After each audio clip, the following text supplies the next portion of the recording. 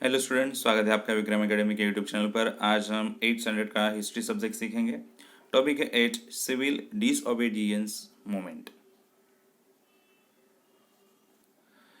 तो चलो स्टार्ट करते हैं students lesson. After the resolution of complete independence was pass in the Lahore session, Mahatma Gandhi decided to launch the civil disobedience movement.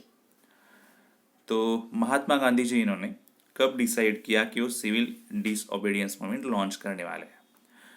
जब resolution मिला complete independence का Lahore session. Before beginning this movement, Gandhi ji put up various demands in front of the British government. ये movement से पहले गांधी जी ने बहुत सी demands British government के सामने रख दी थी। One of the important demand was to cancel the salt tax and monopoly of British government. तो सबसे important डिमांड क्या थी? सॉल्ट टैक्स जो है कैंसिल किया जाए एंड मोनोपोली जो है ब्रिटिश गवर्नमेंट की ऑन मैन्युफैक्चर ऑफ सॉल्ट वो कम की जाए। But because the demands of Gandhi ji were rejected by the government, he decide to launch satyagraha all over India by breaking the salt act. तो इसका नतीजा ये हुआ, जब उन्होंने ये डिमांड कैंसिल की तब क्या हुआ नतीजा? उन्होंने सत्याग्रह किया पूरे इंडिया में सॉल्ट एक्ट ब्रेकिंग का। आप यहाँ पे इमेज देख सकते हो, ठीक है।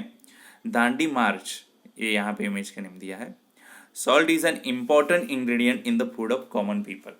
तो हमें पता है सबको, सॉल्ट एक इम्पॉर्टेंट इंग्रेडिएंट है हमारे फूड में। Hence it was unjust to impose tax on an essential commodity like salt. तो ये अनजस्ट है, ये प्रॉपर नहीं है कि ऐसे इसेंशियल कमोडिटी पे टैक्स लगाया जाए। Therefore Gandhi ji started the salt satyagraha. इसीलिए गांधी जी इन्होंने सॉल्ट सत्याग्रह स्टार्ट किया। सॉल्ट सत्याग्रह वॉज सिंबॉलिक, ये एक सिंबॉलिक था। The extensive objective behind it was to break the oppressive and unjust laws of the British government. जो मेन ऑब्जेक्टिव था इसके पीछे, तो ये जो ब्रिटिश गवर्नमेंट का ऑपरेसिव या फिर अनजस्ट लॉ है उसे ब्रेक करना था, वो भी पीस और सत्याग्रह के मार्ग से। Gandhi ji chose Dandi a sea shore in Gujarat to begin the salt satyagraha. अब ये सॉल्ट सत्याग्रह स्टार्ट करने के लिए गांधी जी इन्होंने दांडी ये प्लेस सेलेक्ट किया जो एक्चुअली सी शोर पे है। On 12 March 1930, Gandhi ji set out from Sabarmati आश्रम with 78 followers। तो 12 मार्च 1930 में गांधी जी वहां से निकले। कहाँ से? साबरमती आश्रम से। उनके साथ तब 78 फॉलोअर्स थे। A distance of approximately 385 kilometre was covered on foot। वो पैर से 385 किलोमीटर चलते गए। Gandhi ji deliver speeches in the villages on the way. जितने भी विलेजेस आए वहां पे गांधी जी ने speeches दिए। Through the speeches, Gandhiji appealed to the people to be fearless and join the civil disobedience movement। तो जितने जगह पे उन्होंने स्पीचेस दे, उन्होंने अपील किया लोगों से कि आप फियरलेस हो जाए और सिविल डिसओबीडियंस मूवमेंट ज्वाइन करें। Due to Gandhi ji speech, message of civil disobedience movement spread everywhere. ये जो मैसेज था उनका वो हर जगह फैल गया and a favourable atmosphere was created. और उसके लिए, सत्याग्रह के लिए एक फेवरेबल क्लाइमेट बन गया। On 5 April 1930 Gandhi ji reach Dandi. 5 अप्रैल पे उन्होंने मतलब वो दांडी पे पहुंच गए हैं। On 6 April Gandhi ji broke the salt act by picking up salt laying on the seashore of Dandi. तो वहाँ पे जो सॉल्ट था वो उठा के उन्होंने सॉल्ट एक्ट ब्रेक किया। The civil disobedience movement started all over the country. ये जो मूवमेंट थी पूरे कंट्री में स्टार्ट हो चुकी थी। The Peshawar satyagraha. In the north west frontier, Khan Abdul Ghaffar Khan was the most loyal follower of Mahatma Gandhi. तो नॉर्थ वेस्ट फ्रंटियर पे खान अब्दुल गफार खान ये एक लॉयल फॉलोअर थे महात्मा गांधी जी के। He was also known as frontier Gandhi.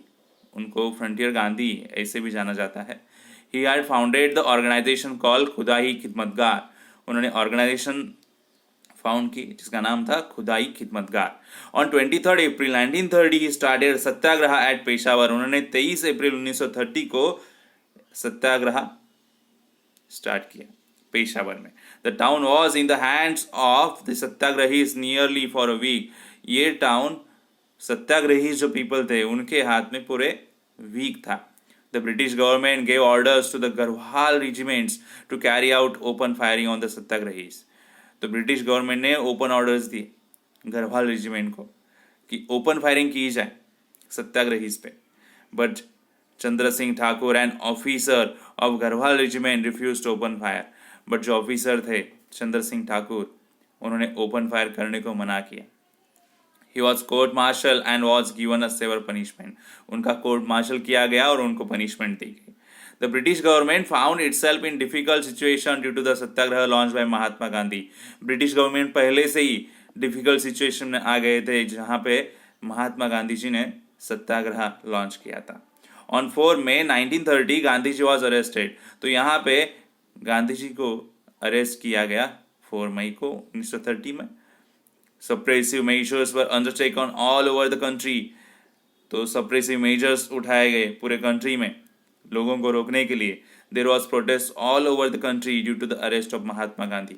तो महात्मा गांधी जी का अरेस्ट होने का प्रोटेस्ट हर जगह होने लगा कंट्री में। Solapur Satyagraha. The mill workers were on the forefront in the Solapur Satyagraha. तो सोलापुर सत्याग्रह में बता रहे हैं मिल वर्कर्स जो थे वो आगे थे सोलापुर सत्याग्रह में। On 6 May 1930 hartal was observe in Solapur. 6 मई को हड़ताल किया गया। Huge procession was organise in Solapur. बड़ा प्रोसेशन ऑर्गेनाइज किया गया। द डिस्ट्रिक्ट कलेक्टर के orders of firing on the procession. तो ये प्रोसेशन पे डिस्ट्रिक्ट कलेक्टर ने ऑर्डर दिए फायरिंग के। Many volunteers along with Shankar Shivdare died in the firing. So many volunteers and Shankar Shivdare जो थे वहां पे फायरिंग में डेड हो गए। As a result people started attacking police. और इसका नतीजा ये हुआ लोगों ने पुलिस पे अटैक करना चालू किया। पुलिस स्टेशन पे, रेलवे स्टेशन पे, कोर्ट पे, म्युनिसिपल बिल्डिंग्स पे। The government declare martial law and the agitation was suppress.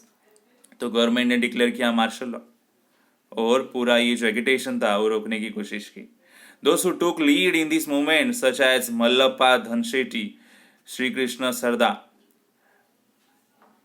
कुर्बान Hussain and Jagannath Shinde were hang to death. जितने भी लीडर थे ये मूवमेंट में उनको फांसी दी गई। तो नेम्स दिए हैं उनके यहाँ पे कितने पर्सन्स थे उनको फांसी दी गई जो यहाँ पे लीडर्स थे। तो यहाँ पे उनकी इमेजेस दी है, फोटोज दिए हैं। Now Dharasana Satyagraha. The satyagraha at Dharasana in Gujarat was led by Sarojini Naidu. ये जो सत्याग्रह हुआ था वो गुजरात में हुआ और वो लीड किया गया सरोजिनी नायडू इन्होंने। The police lathi charge on the satyagrahis who came forward to break the salt act.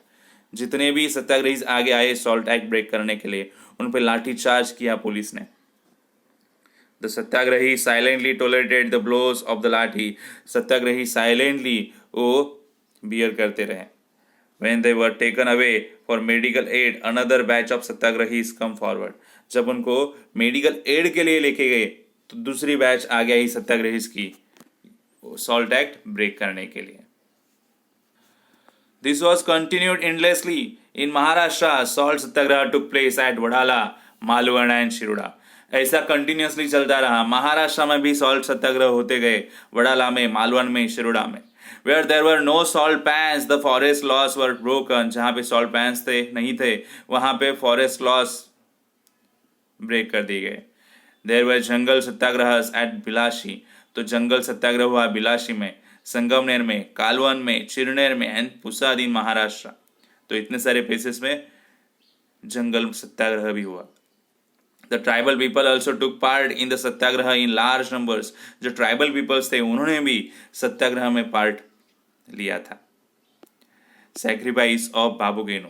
In Mumbai there was agitation against foreign goods. Mumbai में एगिटेशन था लोगों में फॉरेन गुड्स के against. The vehicles transporting foreign goods were obstructed. तो जो vehicles थे जो foreign goods ला रहे थे उनको रोका गया। Babu Genu Said a mill worker from Mumbai was in the forefront in this movement. तो ये मूवमेंट में बाबू गेनू आगे थे। A truck carrying foreign goods safeguarded by the police came in front of Babu Genu. तो जो ट्रक जो फॉरेन गुड्स लेके जा रहा था वो सेफ गार्डेड था, पुलिस थे। सो उनके आगे, वो ट्रक के आगे बाबू गेनू आ गए। To stop the truck he lay down on the road. Road पे वो आ गए क्योंकि उनको ट्रक रोकना था। वो रोड पे पड़े रहे ट्रक रोकने के लिए। पुलिस थ्रेटन हिम, पुलिस ने उनको धमकी दी, डराया। He did not move from this place, वो प्लेस से वो हटे नहीं। Finally he was crush under the truck, उनके ऊपर से ट्रक चलाया गया। बाबू गेनू गेन मार्टियरडम, और बाबू गेनू यहाँ पे शहीद हो गए। This sacrifice of Babu Genu gave inspiration to the national movement. और ये सैक्रिफाइस से, बाबू गेनू की वजह से इंस्पिरेशन मिला नेशनल मूवमेंट के लिए। Round table conference. In the opinion of British Prime Minister Ramsay MacDonald, while a civil disobedience movement was going on, तो British prime minister Ramsay MacDonald इनके बारे में कहा गया है, जब सिविल डिसओबीडियंस मूवमेंट चल रही थी, the constitutional issues regarding India should be thought over. जो कॉन्स्टिट्यूशनल इश्यूज थे इंडिया के रिगार्डिंग, उनके बारे में वापस सोचा गया। फॉर दिस पर्पज ही organise a conference at London. इसके लिए उन्होंने लंदन में कॉन्फ्रेंस बुलाई। This conference is known as round table conference. ये कॉन्फ्रेंस को राउंड टेबल कॉन्फ्रेंस बोला जाता है। In the period between 1930 to 1932 3 round table conference were organise. So 1930 to 1932 में ऐसे 3 राउंड टेबल कॉन्फ्रेंस बुलाए गए। First round table conference, Ramsay MacDonald was the chairman of the round table conference. तो chairman कौन थे राउंड टेबल कॉन्फ्रेंस के? Ramsay MacDonald. Representatives of England and India participate in the conference. So वो representative थे England India के जो participate थे। This included doctor Baba Saheb Ambedkar, sir Tej Bahadur Sapru, barrister Jinnah etcetera. और यहाँ पे इंक्लूड भी थे कुछ पर्सन्स इंडिया से, doctor Baba Saheb Ambedkar, sir Tej Bahadur Sapru, barrister Jinnah. In the conference, there were discussion on various topics such as responsible government at central level. तो यहाँ पे कॉन्फ्रेंस में बहुत से डिस्कशंस किए गए वेरियस टॉपिक्स पे, जो रिस्पॉन्सिबल गवर्नमेंट कैसे होगा सेंट्रल लेवल पे, ये सोचा गया। Establishment of federal state in India etcetera. Representatives of different political parties in India. Representative कैसे होंगे अलग अलग पॉलिटिकल पार्टीज के इंडिया में। And rulers of princely state participate in the conference. तो जो भी रूलर्स थे प्रिंसली स्टेट के, उन्होंने भी पार्टिसिपेट किया था कॉन्फ्रेंस में। However, the Indian National Congress did not participate in it. तो इंडियन नेशनल कांग्रेस इन्होंने पार्टिसिपेट नहीं किया था। The Indian National Congress was a body that represented the country without its participation. So एक ऐसी नेशनल बॉडी थी, Indian National Congress एक ऐसी बॉडी थी जो इंडिया को रिप्रेजेंट करती थी, कंट्री को रिप्रेजेंट करती थी। सो विदाउट पार्टिसिपेशन, उन्होंने पार्टिसिपेट तो किया नहीं। The deliberation in the round table conference were Indeed meaningless. But उनका अगर पार्टिसिपेशन नहीं हुआ तो जो भी राउंड टेबल कॉन्फ्रेंस में होगा वो एक्चुअली मीनिंगलेस ही था, ऐसा बोल सकते हैं। तो स्टूडेंट्स, ये वीडियो में हम इतने ही कंसेप्ट लेंगे। रिमेनिंग कंसेप्ट जो है हम नेक्स्ट वीडियो में स्टडी करेंगे। तो मिलते हैं न्यू वीडियो में, तब तक के लिए गुड बाय, टेक केयर।